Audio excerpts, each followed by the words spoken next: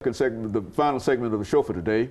We're talking to Dr. Husseini, who is giving us some information in reference to African-American disparities across the state of Tennessee, dealing with some major health issues. And of course, Dr. Husseini, let's see if we can pick up where we left off the last time, dealing with African-American health disparities, and then move on to the national health policy and some of the other things that you'd like to talk about. Yeah, in order to understand where how does this impact us directly, what I did was to narrow this whole focus down to what is happening in Davidson County. Mm-hmm. As you know, Davidson County is the mecca of healthcare industry. Okay. You got across the street from, if you look at the map, you will see where the population is, where TSU is, where HCA is located, where Vanderbilt is, where Meharry is.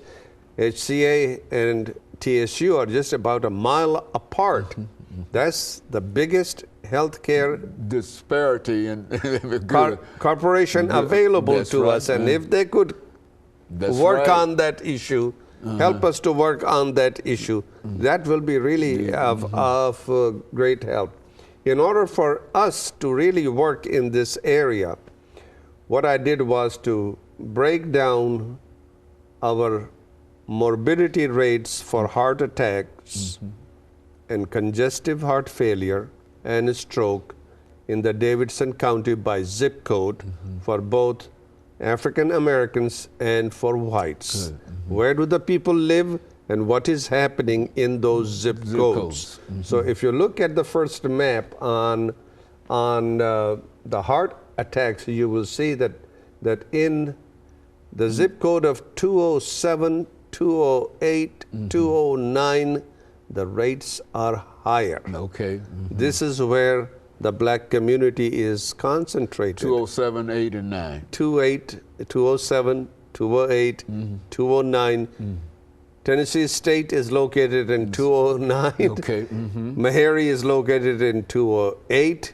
And this 207 is a corridor that goes all the way up. Okay?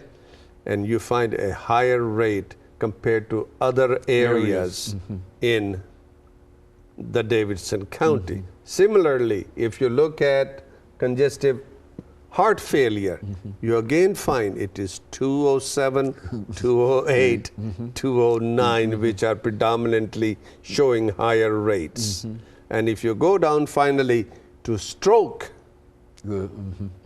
okay, you find again in the same three zip codes. So what does that tell us? Where are the people going to go?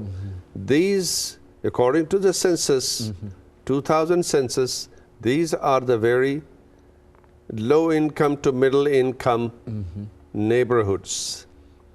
Okay? And it is also aging. Okay. So there are two factors that are combined here.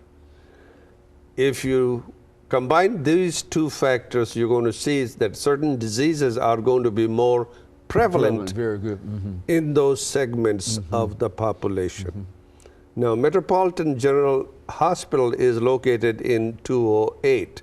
That's where Meharry is.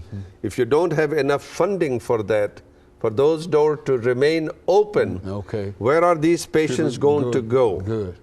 So Metro government should be really looking at it, because this is evidence-based. This is evidence-based policy-making decision that people have to, policymakers have to look at where is the mortality coming from, where are the people sick, where do we need to provide services.